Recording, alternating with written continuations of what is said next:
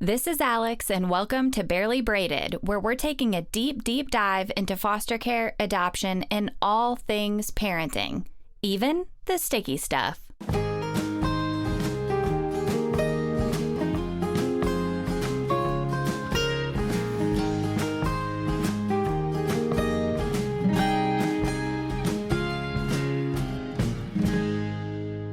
Welcome to Barely Braided Podcast. I'm not going to act like I even know what episode this is. I don't. Joel's the one that keeps up with that. He keeps up about 22.5%. Today I have a really cute special guest with me, and she's so sweet. And for my friends watching on TikTok, she's not chubby. She's pregnant. Thank you for that clarification. I appreciate it. Welcome, Amy. One of my besties for like 11 years? 12 years? Lots of years. Long time. Yeah, and what I was just going to tell you before we hit the start button is obviously your baby shower invites went out because we just got an RSVP. Yes.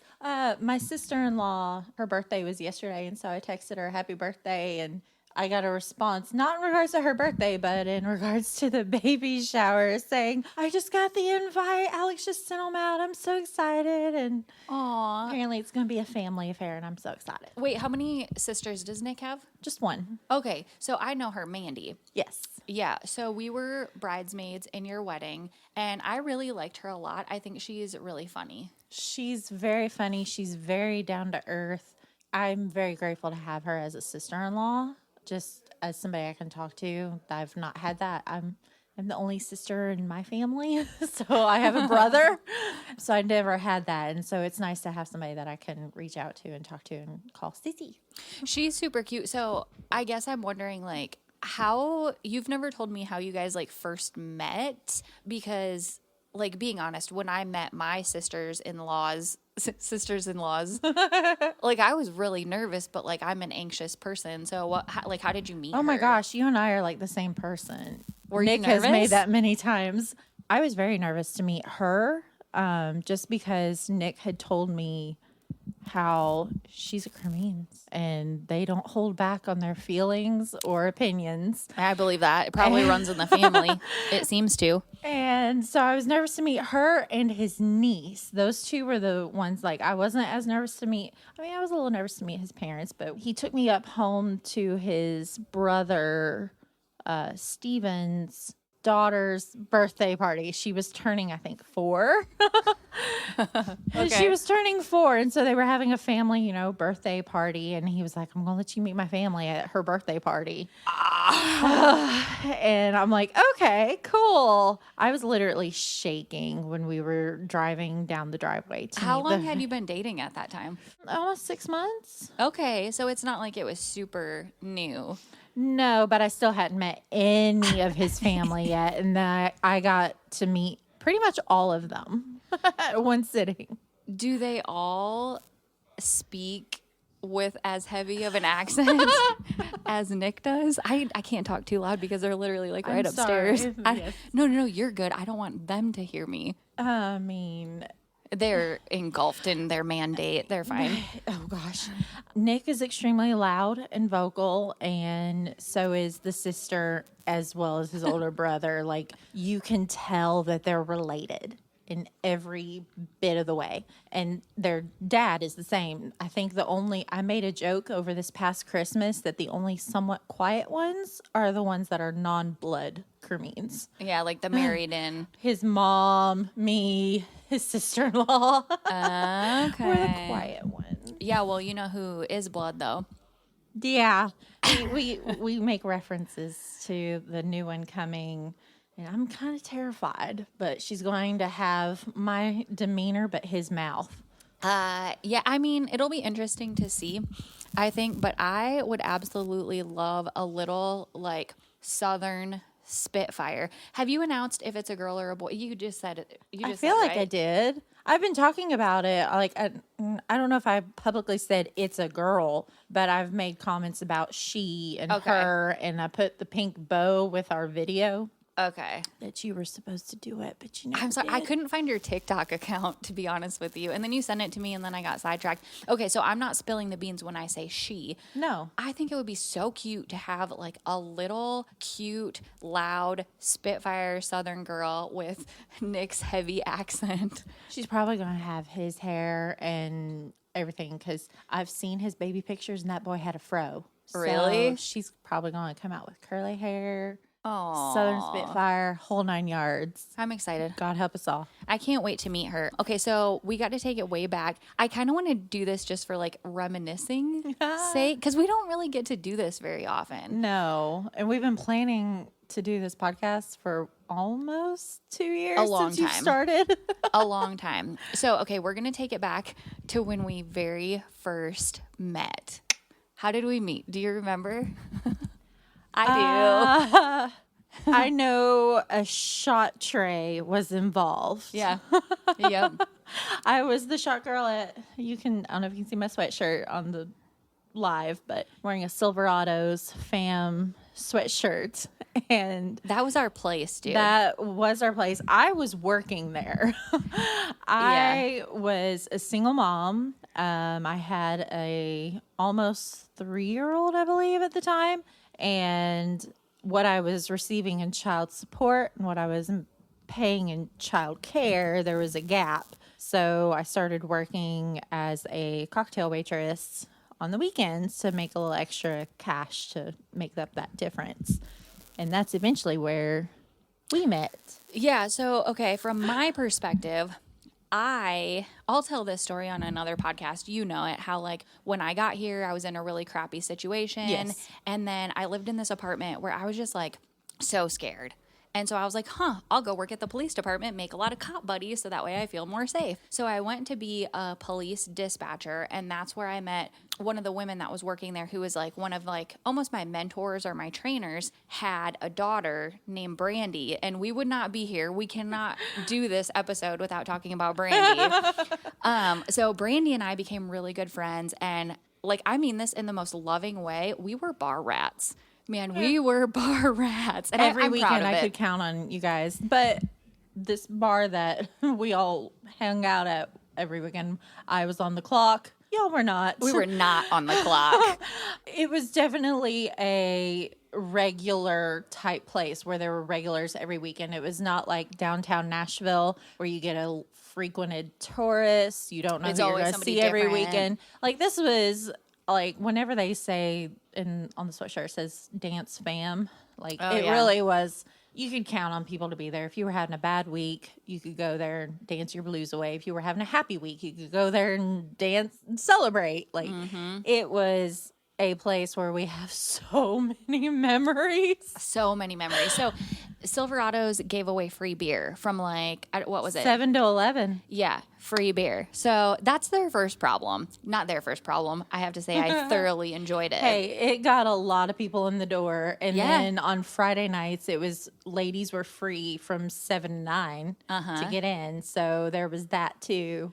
So it had things going for it. It did. But so my favorite part, there was a gigantic dance floor in the middle. And this was not the place where people sat along the sidelines and nobody was dancing. Like everybody was out on the dance floor all the time. This is where if you wanted to do genuine line dancing in Nashville, I would say this is the number one place to do it. For sure. And so they were open for a long time. And sadly, they recently closed. Yeah, my hormones were not beneficial that weekend. I cried. You a did lot. because Silverado's closed. I did because, well, I met you there. I Mm-hmm. met Brandy there. And I had so many regulars there that I just, like, I couldn't tell you how many people that they would just greet me with a hug. Like it was just so many good memories were made in that place. And I I mean, really my can't- husband noticed me in Oh, that that's bar. where y'all too. met. Okay. We didn't meet there Right, right, right. technically, but so I noticed me. I met your husband there. Okay. Yes. So this part of the story is actually very interesting, and I'm gonna tell it. So as we were, going to this bar and hanging out and like meeting a bunch of people and seeing the regulars that were there every weekend, Nick was one of those faces that was like, somebody that I would see when I was there. And so that's how I got to know him. And like, I got to know a bunch of his friends as well. And so I just like, if I would see him at the grocery store, I'd be like, oh, that's Nick. Like I know him. I met him at Silverado's, whatever. Okay. So fast forward for like a while, few months, whatever. Amy sends me a message and she's like, OMG, I have a date. And I'm like, all right, cool. Because, okay, keep in mind, we had been friends for several years at this point. I had seen Amy date different people and like go through ups and downs, and we've been through each other's heartbreaks. And so like at this point, we're good friends. She said, oh my God, I have a date. I'm like, okay, with who? She's like, you're not going to believe this. And I'm like, oh my God. Literally the only people that we both know, are like basically people from Silverado's or like our exes and their friends. I'm like, this can't be good. This cannot be good. Or a cop. It could have been a cop. Yeah. That was actually my first thought. That's true, because I became friends with a lot of the area's cops because they would frequent checking out Silverado's to make sure we were okay. And it was like a small town where the police department there like was also kind of a part of that little community. Yep. And Brandy and I knew them all. So we all just kind of knew each other. She said, you're never going to guess who's taking me on a date. No way was I going to guess this. No way, no possible way. And she told me. Yeah. And well, I remember vividly, just like, let's see, he asked me out the first weekend in October, and it was back in March or April. You and I had gone to Silverado's after one of Anna, my teenage daughters. At the time, she was only, I think, 10 or 11, or maybe even younger than that. But she had a performance at church that you came to watch, and just going straight from church to the bar. We did. That's fine. We went there, and I remember you pulling Nick over, saying, hey, have you met my buddy Nick? And Nick and I just literally stared at each other and looked up and down. I'm like, okay. Okay. And I would not I recognized him as the loud, obnoxious guy from the bar. Yeah, that's accurate. And he probably had no clue who I was, even though I was a regular server still at that point.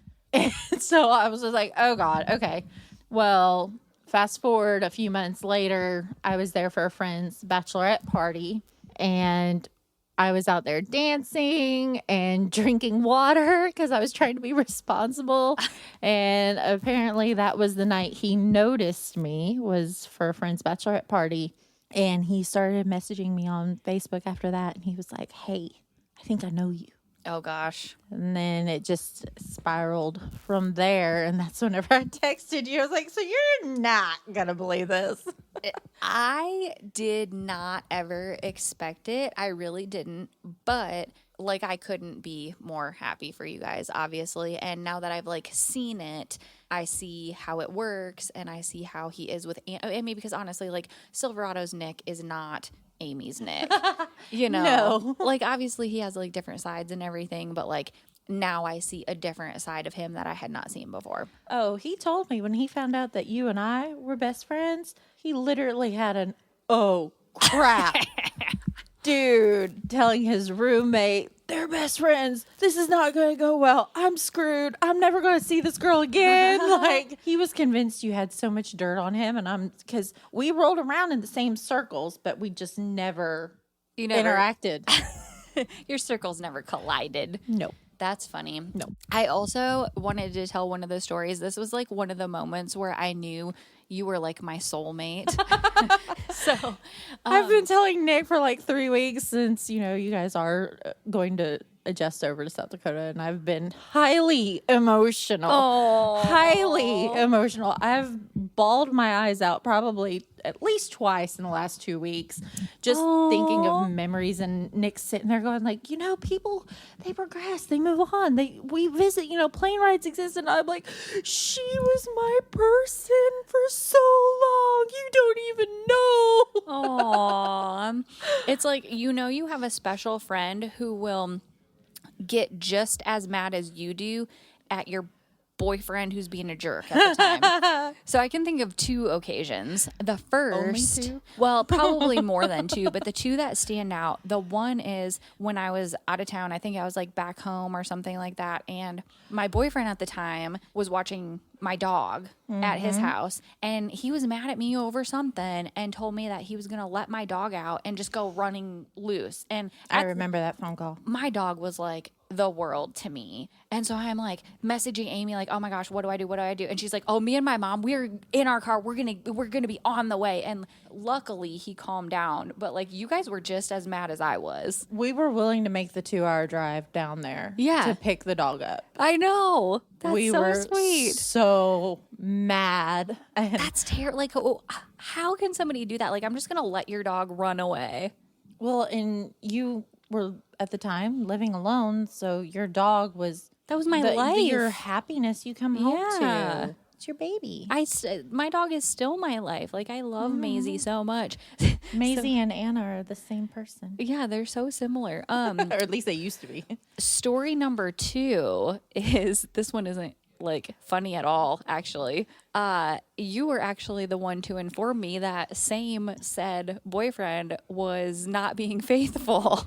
Oh my gosh. Do you like at the Yes. time? I'm telling you, I have never been more. I have since then, but I was so crushed at the time. That was incredibly awkward, to say the least. But I had gone out with a friend of mine and a girl who is a friend of my ex's. We had just broken up. And she mentioned something along the lines of him being, I forgot what happened, but she mentioned his name that he didn't go by, his actual birth given name. Yeah, he went by one name with one group of people and another name with like me us. and my group of people. And whenever I asked her, I was like, "What's his name?" And she told me, and I said, "Wait a minute, what's his last name?" And she looked at me confused, and she told me I was sitting in the IHOP at like 2 a.m. Well, she said she was like talking to him or something, right? Or like dating him. She was dating him, but he had to be somewhere that night. So that's why she was free to hang out with us. And I knew he was with you. He and I had been like legit dating for like 2 years. Yes. And I was on a mission at that point. I will never forget. I called you at like 3 a.m., blowing your phone up.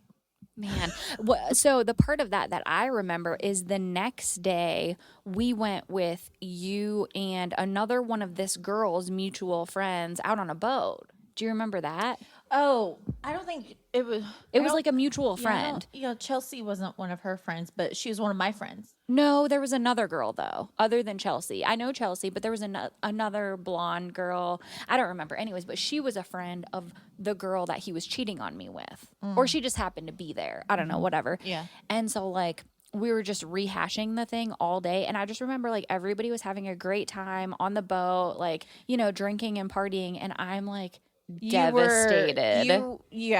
Anybody who was around that day, you were completely out of focus. I guess was you could say. You were devastated. Like, it was like a fog was completely over you that whole day. And we were trying to have a good time, but I knew where you were mentally and emotionally.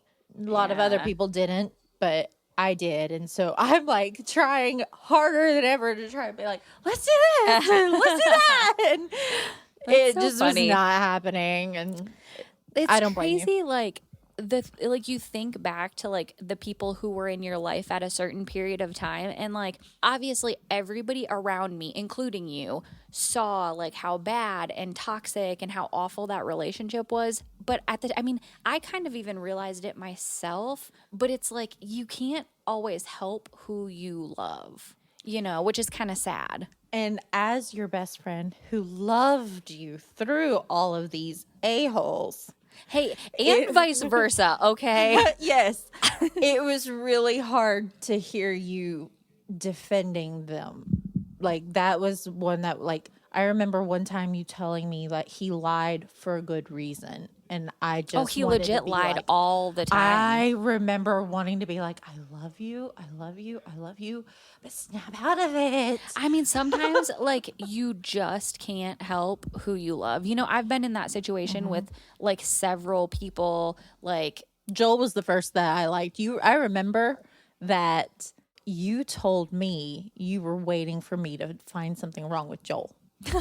Because I didn't approve of any of your boyfriends. And I'm like, well, all of your boyfriends have proven themselves to be pieces of crap at some point or another. So, no, I've got high standards because I know you deserve the best. well, Joel is the first person I've ever been with, I think. Well, at least in the last 10 years, who, if he went out to a bar until 4 in the morning, I would not question it. Like, I could, you know, go to sleep soundly, wouldn't bother me a bit. Fun fact, the night I met Joel, I was working at Silverado's. He was so confused. That's so funny. That is so funny. It's just crazy, like the things that we've been through. Also, we definitely are not going to get into this, but it's worth mention just to pique your interest. Panama City, which was probably some of the funniest memories we have. most reckless. Very. Most reckless. I've told Nick a few memories from there, and there's others that we just don't talk about. Yeah. Like, we don't talk about Bruno. We don't know. Hold on. There was a drummer. He looked just like Prince. And like, this sounds worse than it really. No, it doesn't. Okay, we're gonna stop there.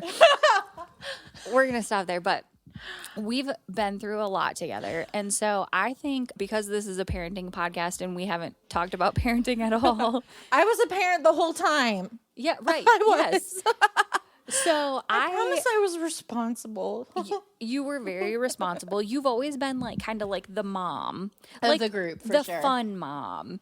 You know, You remember us driving and me like reaching over and doing the mom reach, like making Yes. sure you were wearing your seatbelt. And Alex was like, "Oh my God, you are 100% a mom." Yeah, well, that and the car ride home from Panama City where I was not feeling good. And you always are so good at like, you know, you need to eat, you need to drink water. You need like that's your role. You care for people. So, okay, tell me, I mean, I know these stories for the most part because you've told me before, but for the podcast, what do you want to share about being a young mother? Because that's kind of rare. Not everybody is in that situation. So I was previously married. I got married when I was 18, pregnant right away. Had her when I was 18. And so right now she's 14 now. So we are very close, but because she's hit the teenage years, she's bonding more closely with my husband as her person than confiding in mom, which is fine. It's teenage girl things, I know. But they do have a really nice relationship. They have a solid relationship for sure. I'm very grateful for that. He came into her life when, honestly, every young girl needs a dad in her life, a dad figure. And not that her dad has been absent, but he is in the military. He's not and consistently around. No, he was stationed in Idaho for many, many, many years. A couple of years ago, he got stationed in Japan. That didn't last very long due to they had some health concerns with their newborn that they just had. And so now they're stationed in Washington. And Oh, I didn't realize they moved because of health concerns. yeah, their newborn was born with some kind of a rare skin condition that the Japanese hospitals couldn't accommodate. What? So they But had to- American hospitals could? Weird. So they got stationed back in Washington. And so, I mean, living that far away from your daughter, you're not able to be as present in her life as I'm sure any dad would want to be. So Nick stepped up to the plate without question, without any hesitancy at all. He just went head first into being the role of bonus dad. I would say stepdad, but he's 100% a huge blessing and a great bonus dad to her. And Nick will gladly tell anybody, that's my baby. Are you going to cry? No, no. I'm on the nervous. So I'm like, No, don't be nervous. having Nick be that role for her. I think he was introduced to her maybe when she was like 9. Yeah. So she's had that role in her life, and I'm glad because Nick is a very, very firm believer. He refuses to let his daughter grow up with daddy issues because we all met at the bar and hung out. He's said he's seen his fair share of the way things can go when somebody does have something like that in their life. Oh, yeah. You see all kinds of crazy there. And so he doesn't want Anna to end up like that. And of course, he doesn't want this newborn to have that. So he's been very involved with her. He takes her out on dates all the time. He just took her out on a dinner date Friday night. Aww. But having Anna young, I have no regrets having her so young. Yeah, he's super involved. And I mean, obviously, she's turned out great. So Nick is so sweet. He credits me. He's like, he's like, you raised her. And it's hard. I had my mom and dad to help. yeah. Which was a huge part in me being able to work on the weekends as a cocktail waitress. Otherwise, I probably wouldn't have been able to. Wait. I want to hear, before I forget to ask you, because I know that your parents are like very involved with church, very religious. So what was it like telling them that you were pregnant very young? Was it scary? It was incredibly scary. I bet. What did you plan to say before, ahead of time? And then what did you actually say? So That's a good story. Beginning of the story. Oh my gosh. I was raised in church, and I'm a firm believer. I still am a good girl. I just made some mistakes. I didn't make the best choices. And her daddy that I married was my first love. He was my first boyfriend. And we progressed into things a little faster than we probably should have. And I will never forget my mom. I left my phone at home one day, and I went for a job interview, and I came back, and my mom had this red look on her face. I was just like, what's wrong? And she goes, I read your text messages. Wait. So you already knew that you were pregnant. I had only known for a week. And I you hadn't had even sent told- a text to him? We had discussed it. I want to say it was I showed him the pregnancy test at church the Wednesday before. You showed him a pregnancy test at church? Oh my gosh. Sorry, I'm being really loud. I did, and probably wasn't the best thing to do. So you guys knew, and then you were texting him about it, and that's what your mom found? Or who were you texting? I was texting him, and I left my phone at home. Didn't realize I left it. But I was going to a job interview, so it was back in the day when you didn't have to have your phone on you all the time. Yep. This was 2006, I think. Okay. Yep. And I came back, and she's stoic, red face. Robin. Oh my gosh. Stoic Robin. Oh, and she's fuming, and she's like, you and him need to break up. I don't approve of the text messages that y'all were saying. It was flirty text messages. Probably a little more risque than she was expecting her teenage daughter to have on her phone, being raised in church and homeschooled and all that fun stuff. Oh, gosh. And I remember feeling sassy because I was a teenager. And I said, well, I don't think that's a good idea. And she was like, and why not? And I ran to my bedroom, and I grabbed the pregnancy test, and I may have thrown them at her. Oh, my goodness. So she found out you were pregnant because she told you to break up with him, and you're like, nah, probably a bad idea, Mom. Oh, my gosh. Yeah. That's so funny. Scary. It was because she called my dad screaming that he needed to come home from work. Oh my right gosh. right now, because Amy's pregnant. And then next thing I know, my dad was saying that he was going to kill Randy. Oh, shoot. Now we need to get Randy in the witness protection program. Okay. Yeah, I feel like your dad could find somebody if he wanted to. Yeah, probably. I feel like he's the type that you can't hide from that guy. No, probably not. He and Nick get along really well. I can see that. I friend requested your dad yesterday. Did you? Yeah, he accepted it. I guess I figured we were already friends, or maybe he doesn't pop up on my Facebook very much, but he popped up somewhere along the line. Be prepared for all kinds of things to pop up on your timeline that he shares. He's probably going to be like how your dad was whenever he posted on social media. So like random questionable. Questionable and random. I can handle that. I love my dad, and I don't care if he's listening or not, but I had to hide my dad because he was posting so much, and he's very... Oh, wait, like you hid him on, like, so you don't see his posts? Yeah. Maybe. Oh, that's rude. I love him, but I can't handle seeing some of the stuff he was posting. Like, there was, like, if he has a day off, he is posting, like, every hour, and... He was sharing random videos that he would find, and these are disturbing videos. What do you mean disturbing?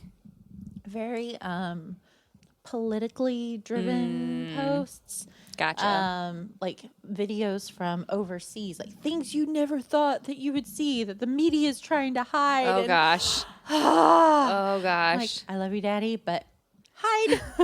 I can't see your stuff anymore. I can't. That's funny. My dad, when he first got Facebook, I remember like he started getting like 100, then 150 friends. And he called me and he was like, yo, I have too many friends. Like I can't keep up. And I was like, what do you mean? Like you can't get like 150 friends? Like it's not that much. Like congrats, Dad. But like 150 isn't that much.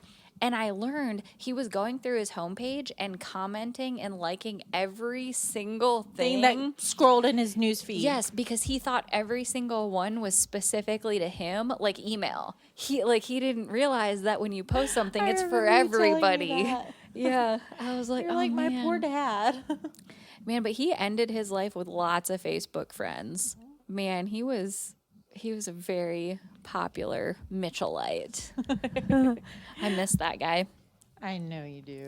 Yep. So what other notable things have happened? Oh, we never really finished the story. Okay, so you told your parents that you were pregnant. Yeah. And then at what point did you move?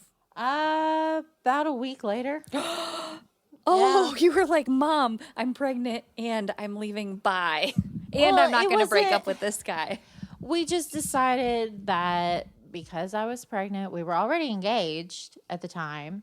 So, fun fact, he proposed like a week before I turned 18. But we were already engaged for a few months, planning. I had been actively planning a wedding at that point. So he and I just were like, you know what? This is progressing a little bit faster than we planned, but let's just go ahead and get married. So we went to the courthouse, and now my parents were very firm, saying, you're married, you're out. And so we moved in with, he was already living with his mom. So basically I moved in with him and his mom, and we stayed here there. Near Nashville? But then down in Antioch. Okay, but then you guys moved to Idaho. Mm-hmm. Because he joined the military while I was pregnant. Okay. He left for basic. While you were pregnant? Mm-hmm, about 7 months pregnant. She was born while he was at training for his school. I can't remember what the school term was. Yeah, the I know military what have you're their talking own about. terms. But he was in schooling at the time, and he couldn't leave for the birth. What? So he didn't even get to meet her until she was like 5.5 weeks old.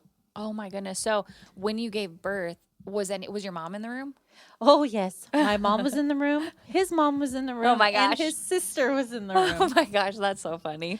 My mom was my support person, so I got to squeeze her hand. Mm-hmm. I remember her squeezing my hand on, I can't remember which side she was on, but I had a nurse on the other side. His mom had the, I want to say his mom had the video camera. Oh my gosh. And his sister had the camera, like oh taking my pictures. Gosh. Wait, so do they have pictures of like your actual cat? Probably. Well, she didn't intend on doing that, but like Yeah. she was trying to, because the blankets came up to like chest level, I remember, and she was trying to get a picture of me, like with the baby getting placed on my chest. Yeah. But in the little corner, we had to crop a lot of photos because it was in the very lower corner, and I was uncomfortable seeing myself in that angle. Oh, that's crazy. That is Now, the just video crazy. was completely clean. Thank God. Wow. But, nowadays, I just have to have my one support person. I know. COVID just gives you one. So Is grateful. it gonna be Randy's sister again this time?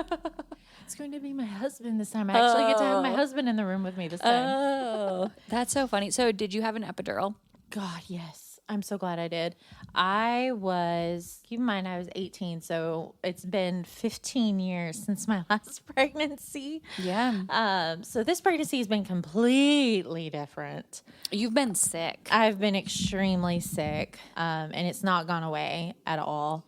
And I remember telling people like, oh, I remember being sick up until like 5.5 months with Anna. And Nick goes, honey, I just think that you were a teenager and everything was butterflies and roses for you. That's all you remember. Dude, that's what I was saying in the last live when we were setting up is like, I am 34 years old and I have to drink diet caffeine-free Coke with my cocktail. I remember. At Silverado's, we used to mix with Red Bull. I'm like, who am I now? We would drink a lot of things that we can't drink anymore. Oh, man. Okay, so do you plan on having an epidural this time? Yes. So with Anna, by the time we got to the hospital, I was at a 5 by the time they checked me. So I was able to have an epidural placed right away. Wait, did your water break at home? No.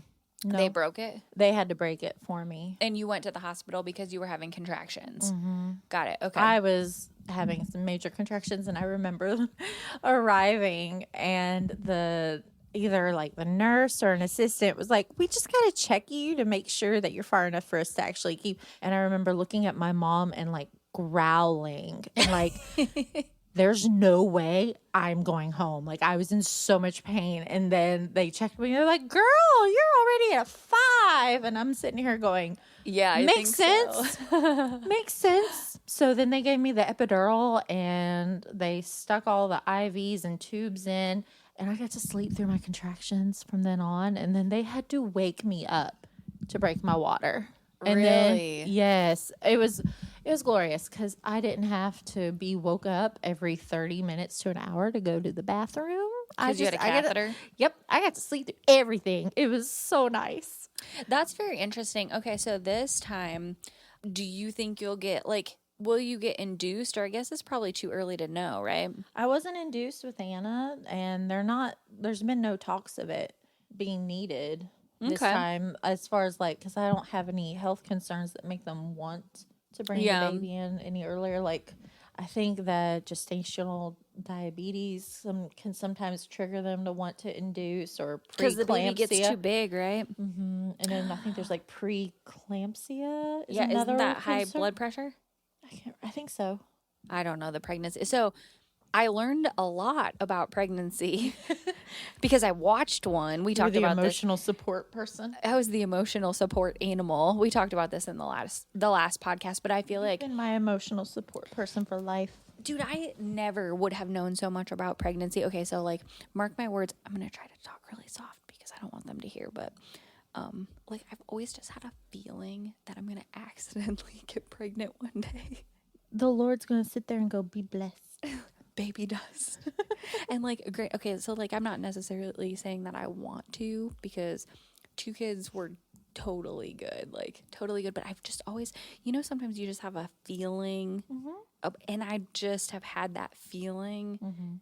I hope it's not when I'm like 47, but, and then I got to thinking too, like, okay, so once I get to a certain age, do I need to like implement some sort of birth control? Because I've never had to in the past.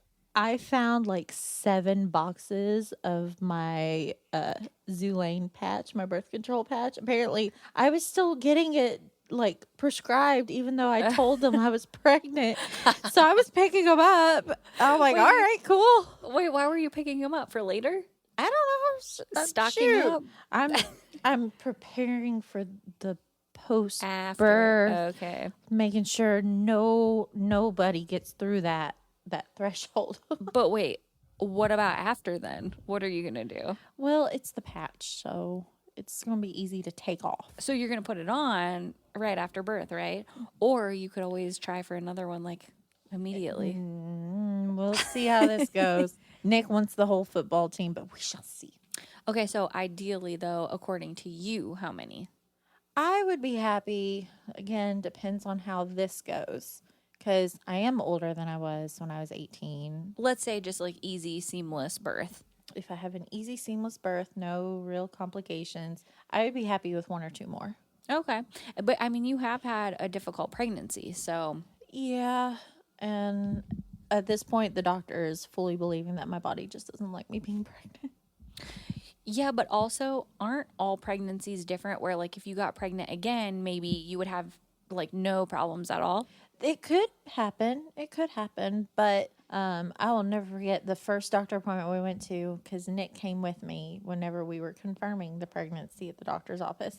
And I was explaining to the lady how I was already feeling like I was getting nauseous. And this was at the point, I think I was 7 weeks.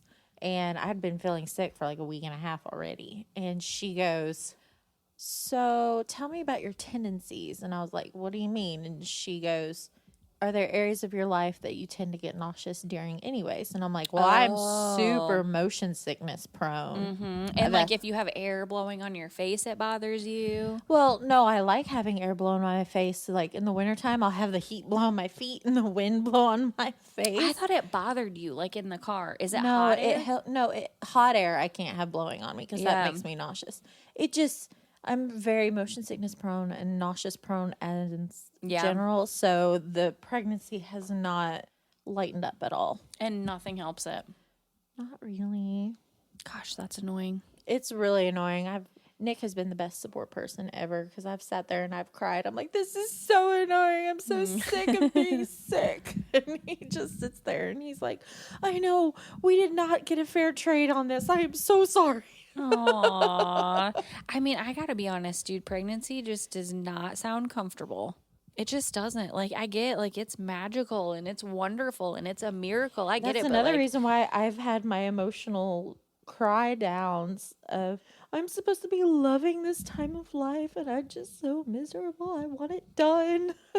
It does not sound comfortable. It just doesn't. From somebody who's never been there, it does not sound pleasant. I'm just saying. Well, and right now she's bigger. She's measuring a week ahead. And Nick has gotten to where like he will feel the belly and she will sometimes like roll around. Like it's not so much avid kicks, like you can feel like an actual like roll sometimes. Mm-hmm. And he's just like, that cannot be comfortable. And so I couldn't tell you how many times like I will start feeling like I'm about to get sick, and then all of a sudden I'll start feeling like a punch on my bladder. Oh my gosh. This is not fair. Like I am trying to survive.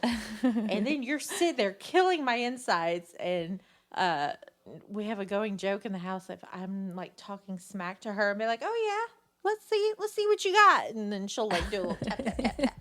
And Nick goes, I love how you're arguing with the unborn already. Can't wait to see how it's going to be when she's a teenager. Oh my goodness. Well, like even like I have dumbbells, you know, that I do like weightlifting. And even when I do like the 10-pound one, like, because, you know, you gain X amount of pounds when you're pregnant of not only baby, but also like support for baby. Like I hold a 10-pound dumbbell and I'm like, this is heavy. Like I'm tired holding this. I can't like, can you imagine just like randomly like having that extra all the time? I mean, can you imagine that? Yes, you can. I can't imagine. I can't. I can only imagine. So, okay, my last question before we hop off, because we've been talking for a really long time, is that's what happens when we get together. I know, and like we don't really get to reminisce all that often, and like I have such a terrible memory that sometimes I'll forget things, and then you have to like remind me, so it's kind of fun. But how did you tell Nick when you got a positive pregnancy test? Oh my goodness. He still laughs about this one. So I had been checking for my, like, I had these little strips that I bought on Amazon, like the multi-pack thing where you could test for ovulation as test for pregnancy. IVF candidate. Been there. Yep. So we'd gone through the ovulation period. And so I was estimating when I might be able to take a pregnancy test. And so I dropped Anna off at church on a Wednesday night. Why do all of your pregnancies revolve around church? I don't know. We're blessed. We'll just leave it at that. Dropped Anna off, and then I came home, and on a whim, I was just like, let me just try one. Because I think I was like 8 days post ovulation or whatever that was, which is not very long after that. Like, it would have been probably like, what, 3 weeks? Before Pregnant? your period was due? How many days before my period was? It was probably like a week, if not longer than that, before my period was due. Okay.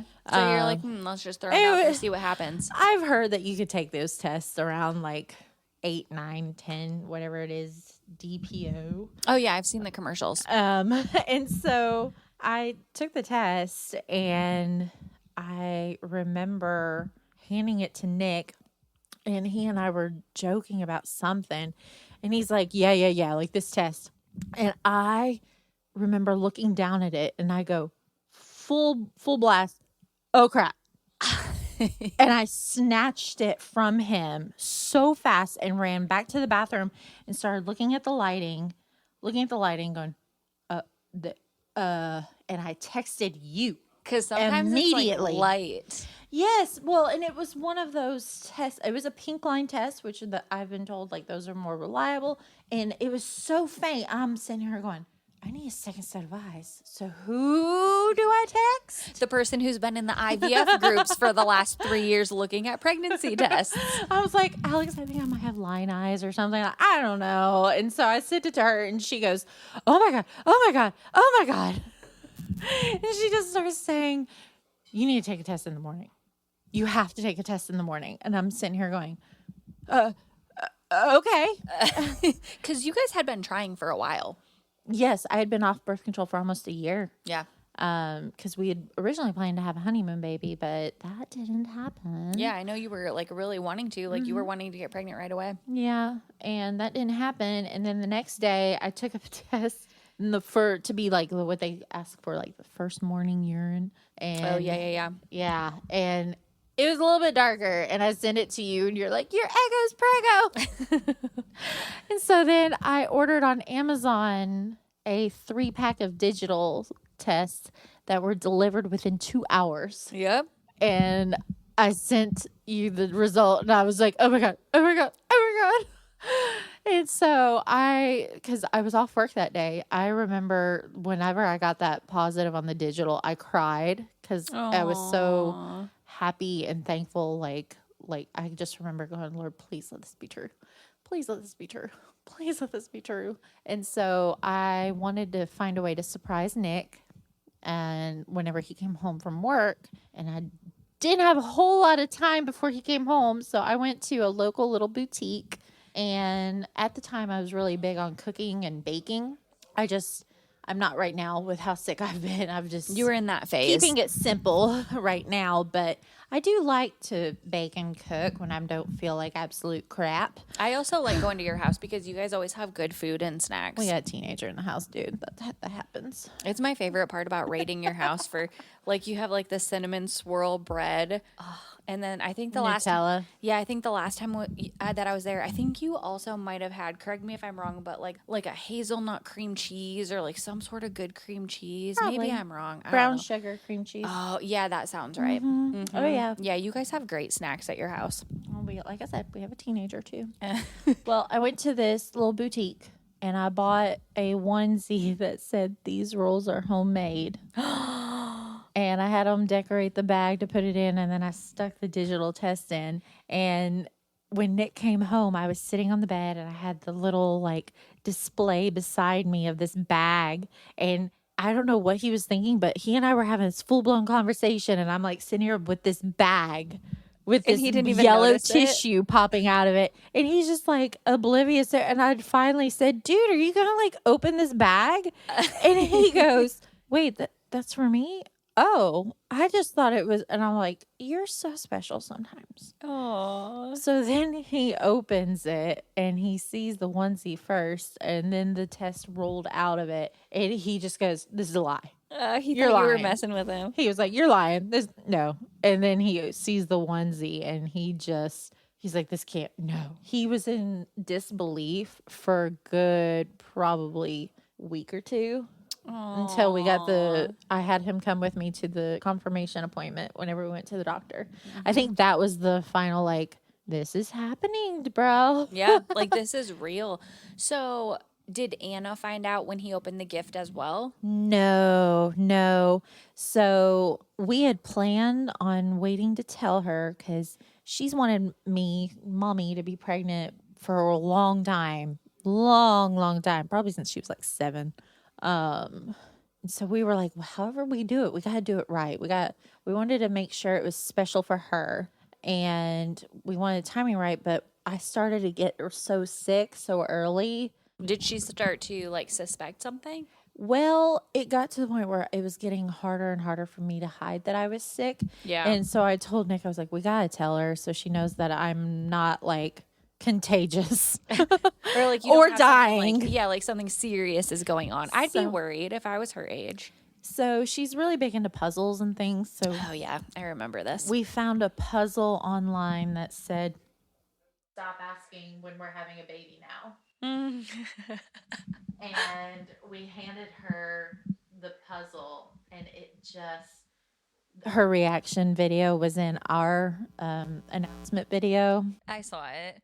Wait, but didn't she like put it together? Because I thought I saw her like putting it together, and then after it was all together, then she finally read it, right? Like it took her a minute to like. Yeah, it took her a while to actually put the puzzle together. It was a really tiny puzzle. Yeah.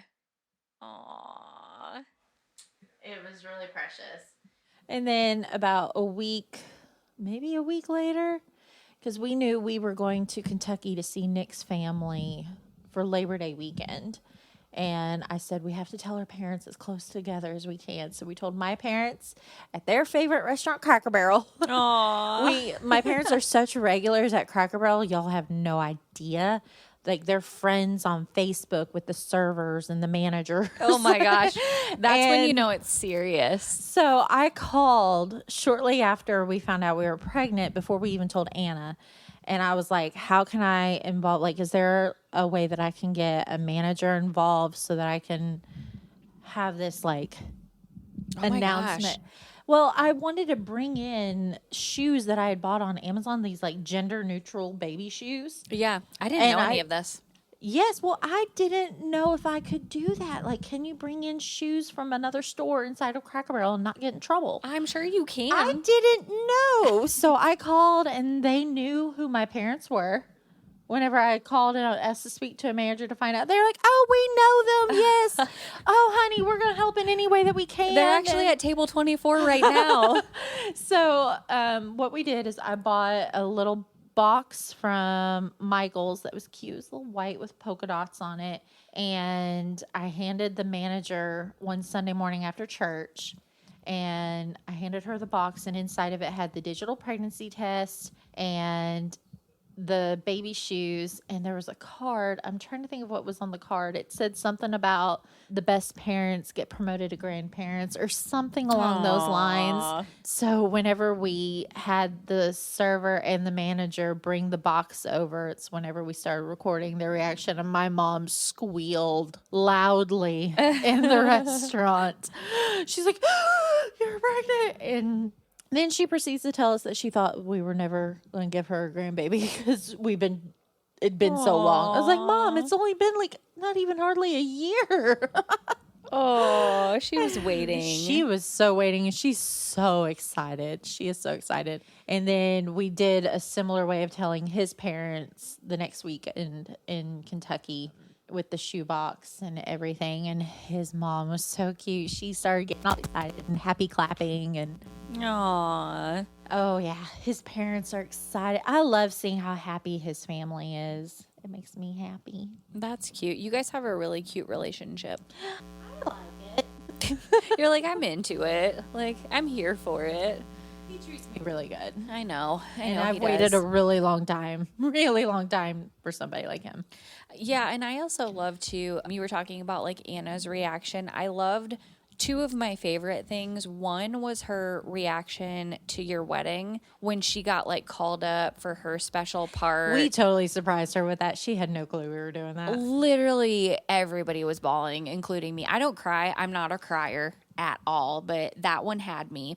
And then because like Anna was standing right in front of me for like basically the whole ceremony, and we were cutting up with each other because she was standing so close to the candles, and I'm like, Anna, you were gonna start this place on fire, like you have to stop. And so we're like joking around through the whole entire ceremony, and then she gets called up, and then that's when it got serious. Oh, we had grown men, like lumberjack sized men Lumberjacks. falling because His Kentucky family would be lumberjacky. well, the ones I'm referring to were his coworkers at the time, the maintenance guys that he was friends with. Like they were sitting there going, "We were fine until Anna got up there." Totally. That was definitely the moment where it was like I feel like every wedding has a moment where everybody is like, like for you, that was the moment. For my wedding, I think it was when Midgie got pulled down, our foster daughter. Oh, yeah, that one, that got me crying. And then Joel, I love Joel to death. He's a ball bag. Oh gosh, yeah. Nobody would believe it looking at him, but he is. And he cried a few times on your wedding day. I remember him crying and walking away from your first look. I wanted to see your first look, but all I know is that his sister Steph was sitting there going, "Joel's a freaking ball bag." Yeah, Joel, Ted, and Steph, all three of them, they'll provide the tears. Oh, it was beautiful. Like I think your wedding was one of the first weddings that I actually cried at because I know what you went through to get to Joel. Yeah. And because we have been friends for so long, and so it was just one of those come full circle, I guess. Yeah. Is like, this is it. This is her person. And I was overjoyed to be a part of that day. And then Midgie just was the icing. She was just so cute with her she had like a little flower tiara and, well, okay. So Everybody was emotional seeing either of you hold her. Well, so oddly enough, the podcast might not know this, but like 2 weeks before our wedding, Midgie was released back to her grandma. Yeah. So luckily, It was a very tumultuous, emotional time because it was really hard to process that she was all of this was coming full blown. She was leaving within weeks of the wedding. And Yeah. it was just, I remember texting Nick going, "I don't know what to say to Alex." I know. And it was on Joel's birthday. Yeah, it was on Joel's birthday. Yeah. So his birthday is the 14th of August, and our wedding day was September 1st. So that's how much time between when she was released back to her grandma and when our wedding happened. And so luckily, grandma let us fly back with her because she was scheduled to be the flower girl in our wedding. And then as soon as we got back from our wedding, that was when she had to go back to grandma permanently. But so for full circle moment is, I'll never forget this, the picture of you and me and Brandy, and we called ourselves the blonde, the brunette, and the redhead, which was accurate. That was like just us. Mm-hmm. And in Panama City, we went to one of the bars and they stamped devil on our hands. They did. They put a devil stamp on I our think that hands. was the Coyote Ugly of Yeah. Panama City. I think it was. And so we took a picture of all three of our hands together. It was very fun. And then not too long ago, right before your wedding, at your bachelorette party, you, me, and Brandy all had rings on our fingers because now we're all married, put our hands back together. So that devil stamp went from that to married women. That was just so crazy to think, like, wow, we've gone and done so much in our lives, and now we're all things have changed. married. We're all married up, man. Families and I know. It's just crazy to think. All right, well, before I cry, because I'm not the crier, we got to let this go because how long have we been talking? An hour and 33, no, just over an hour. Okay, before we go, that's like record low time for us. I think so. We have a tendency of rambling. Am I forgetting anything? I don't know. Well, the only thing I can think of is if you enjoyed this episode, and I know this one is probably your favorite, leave a 5-star review if you have 5 extra seconds in your day, because we'd really appreciate it. And maybe you'll have to come back and tell us how birth went. Oh, God. We'll get an update from Amy We'll soon. see if it involves church of some kind. Okay. Well, she'll be like, man, I was at church. My water broke. I couldn't get to the hospital fast enough. And there she was, born in the pew. You're looking at me like, I'm going to kill you. Don't even speak that into the world. All right. We're going to cut this off. Thank you. Thank you for being you. I love you. I love you. Give me hugs. Okay. Bye. Bye.